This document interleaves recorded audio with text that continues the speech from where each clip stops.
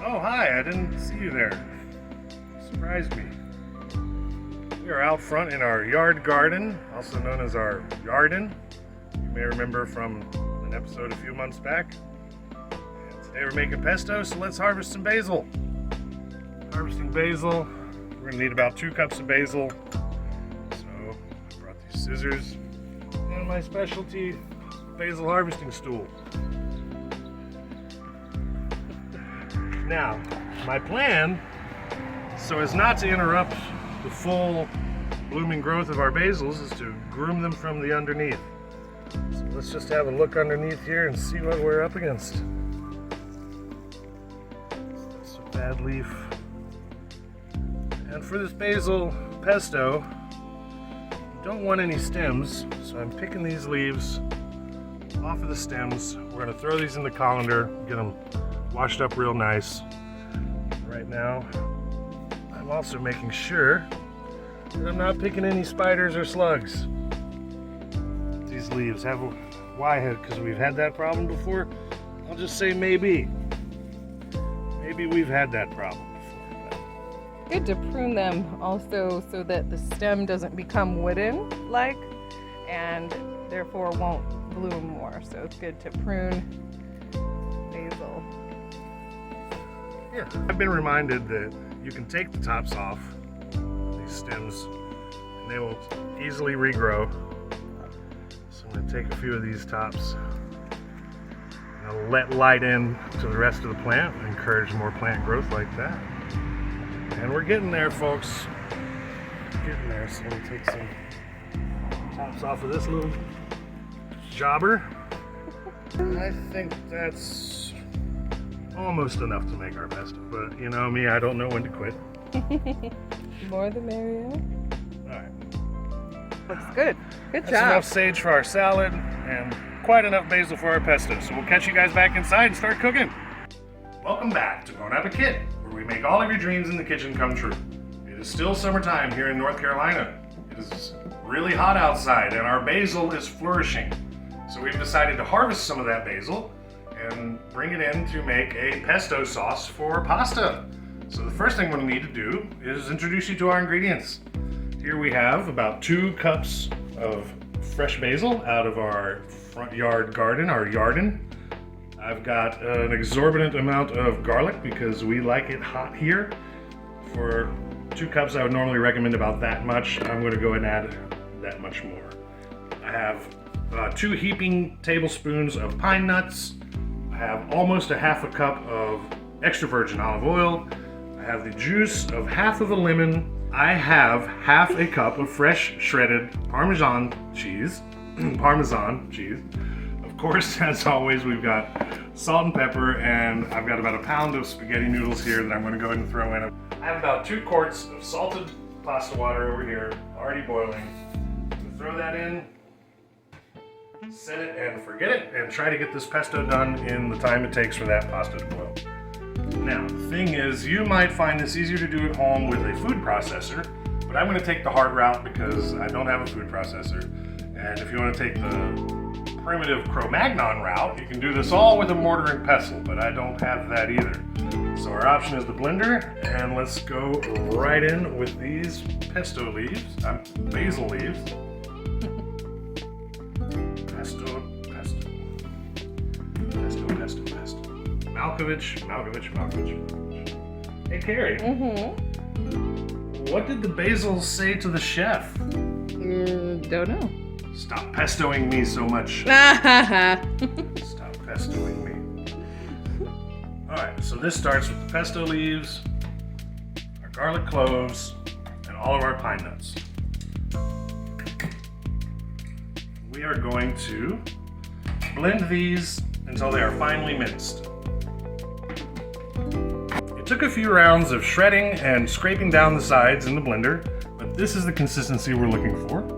And now what we're going to do is get that seated back up on the blender stand. Go ahead and drizzle in a circular fashion that lemon juice. And I'm going to pour just a little bit of that olive oil in there to start. and then hit it with some salt and pepper. And I know that Parmesan is going to add a lot of saltiness to this recipe, so I'm going to go easy on the salt, go a little heavy on the black pepper.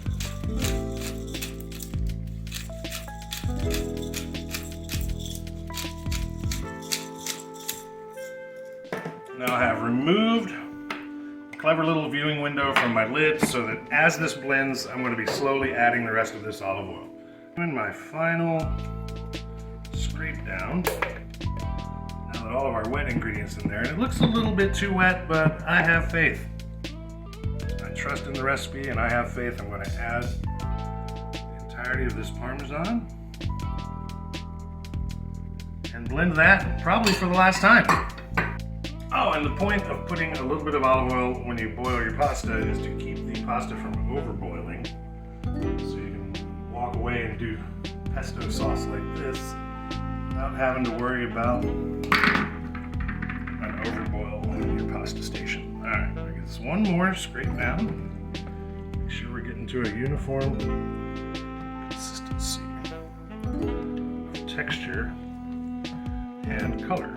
So I see Parmesan's not entirely blended in, but now that it's all wet, it's all engaged, it's really quite lovely if you'd like to have a look. Is that quite lovely? Mm-hmm. Just to give you a sneak peek, that is our finished pesto sauce. Bring it out of here.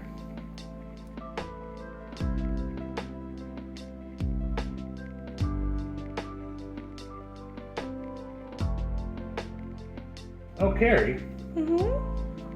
What do you give to a pasta when it's sick to its stomach? I know. Pesto Bismol.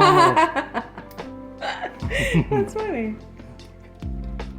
So you notice I did a magic trick. I took that fresh basil from the garden and waved my magic wand and pesto changeo. We have a beautiful pasta sauce here. Mm-hmm. As always. Take your sampling spoon and taste it to see if it needs anything. And this needs nothing. Oh, my lamb. This needs nothing. It needs my belly. It needs to be in our bellies. Delicious. We followed the directions on the box. We have our strained spaghetti noodles right here. And I'm just going to go ahead and I reserved about a cup of that pasta water as it was boiling. So what I'm going to do, start with half of this pesto. I'm kidding. I'll throw this whole pesto in there.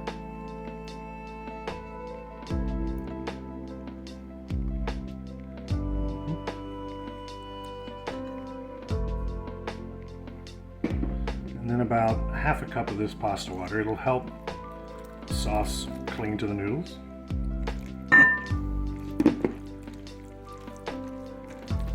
A little rotation and a little facilitation with the tongue.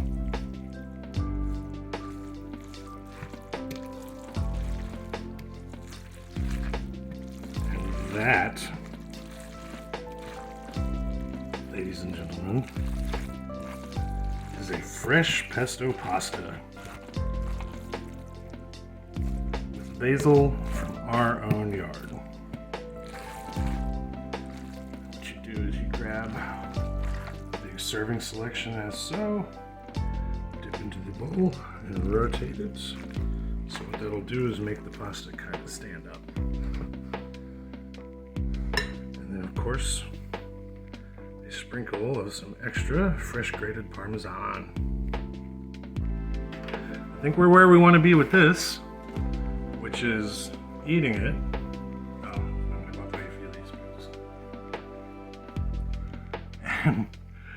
I'm going to go right in with this bite, so give me a moment and I'll tell you how it is.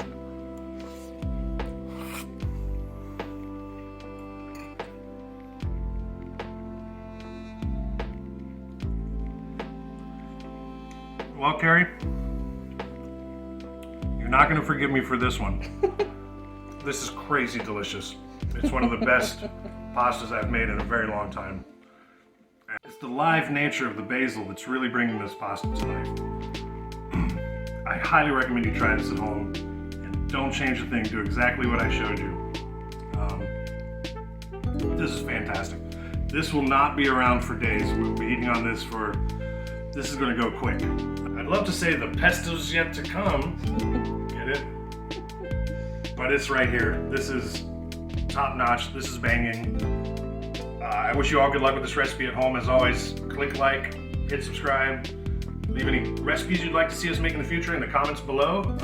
Good luck and God bless.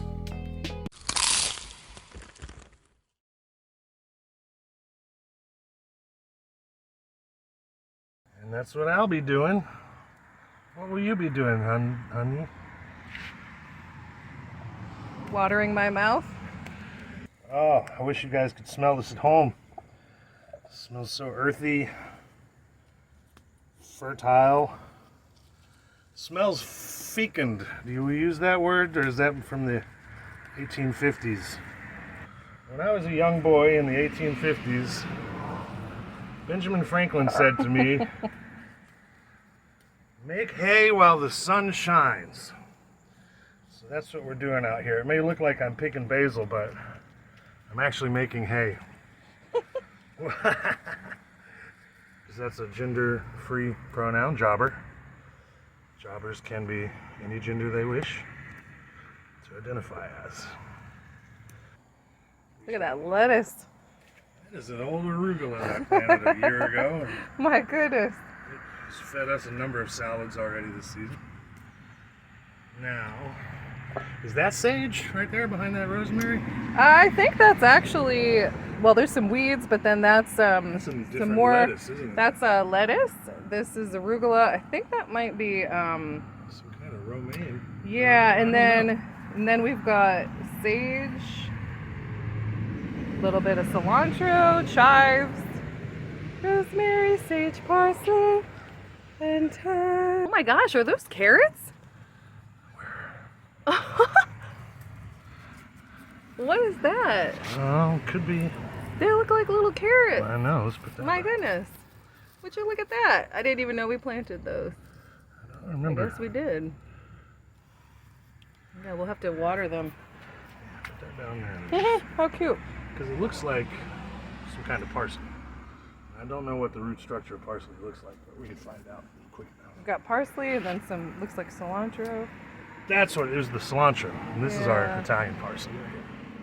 All right. What you wanna do in living color? That was such a good show. I watched it every time. I'm a bee girl. The Fly Girls. You're a fly girl. I'm a bee boy. I'm the #1 man. You ready? Uh-huh. What is this? Oh, food. I'm flying a plane. Let's fly a plane.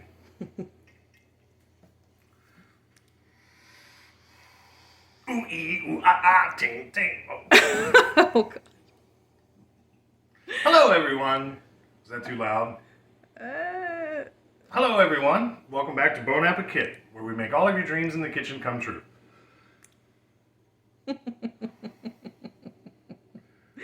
Welcome back to Bon Appetit, where we make all of your dreams in the kitchen come true. Twoo. Twoo. Marriage, twoo was. We're gathered here today. And about half a cup of fresh I got 6 cups, 6 somethings of boiling water over here, salted and with a pinch of oil, just do a pinch of oil. Behind. Oh, boy. You are filming? Oh, man, my butt. I meant to get that thing lifted before the show. Oh, yeah, so it took a few rounds of shredding and what do I suction, traction, scalpel. Gotta be done by now. Right, honey? Mm-hmm. I'm sorry, did I forget to say cut 10 minutes ago? I'm having fun. And we're back.